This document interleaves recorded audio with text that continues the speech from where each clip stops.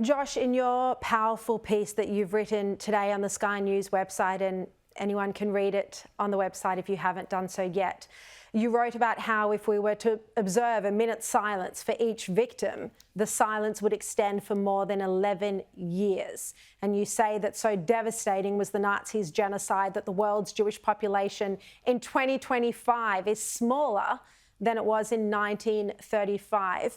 Josh, both in terms of the trauma that the children and the grandchildren carry, and in terms of the Jewish population survive, the community's never recovered from the Holocaust. It hasn't recovered numerically, and it certainly hasn't forgotten the tragedies of the past. But the community is also very resilient, and the State of Israel was not established because of the Holocaust, but the Holocaust happened because the State of Israel was not established. And I think that's really important to remember. A strong Israel is important to the world Jewish community, but it's also important to the global community at large. And that's underlined by that famous quote from Bob Hawke, our own Prime Minister, who said, if the bell tolls for Israel, the bell tolls for all of mankind. And right now, as a democracy in a sea of hostility, they're facing enormous threats, but they are making progress, and we in the Jewish community have a lot of friends here in Australia, and I'm hoping that the tide is turning. And I have been encouraged, Shari, by comments in recent days and weeks by Christian leaders, by Hindu leaders, by other very brave individuals. Today it was Marcia Langton writing in The Australian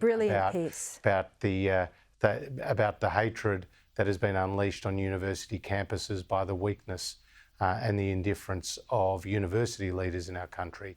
There are a lot of great people out there like Nova Peris and others, and I think it's encouraging to have their support. And I know, and you know, that there are so many Australians who have been appalled by the anti-Semitism that has been on the rapid rise since October the 7th. And they know that it's Australia's fight. They know it's Australian values that's been undermined, and they want to see our social cohesion restored.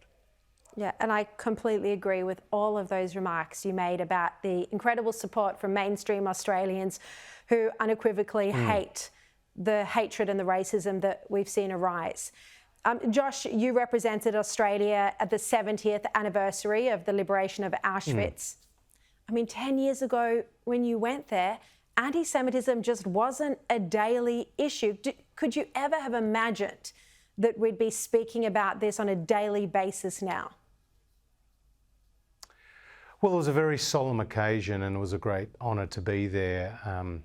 And I thank Tony Abbott, Prime Minister at the time, for enabling me to go. And the most moving speeches back then, 10 years ago, I'm sure will be repeated again when they commemorate the 80th anniversary. And those speeches were from the Holocaust survivors themselves. And I remember a man called Raymond Kent, a survivor from Auschwitz, who said, don't let our past become our children's future.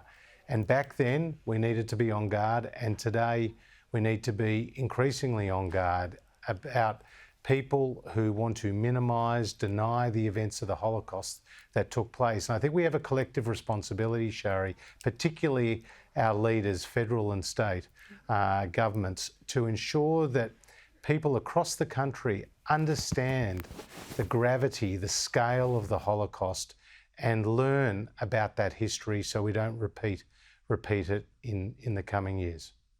So important. Josh Frydenberg, thank you as always for your strong advocacy on this area. Of course, advocacy that you were recognised for just yesterday by The Australian, or on the weekend by The Australian, as one of their Australians of the Year.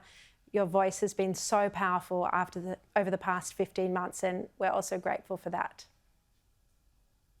Well, thank you, Sharon. You know, it's not about us as individuals. It's always been about the cause. And I just want to underline for your viewers, this is Australia's fight. This is not just about the safety of the Jewish community. There's something much bigger at play. And fortunately, the tide is turning, but there is still a lot of work to do. And thank you personally for your advocacy, your strength from day one you haven't taken a backward step, and so many people not only appreciate that, Shari, they are safer for it. So thank you. Thank you very much, Josh. We all have to do whatever we can. I always say to people, whatever skills you have at your disposal, use them, because this is so important. Josh Frydenberg, thank you again.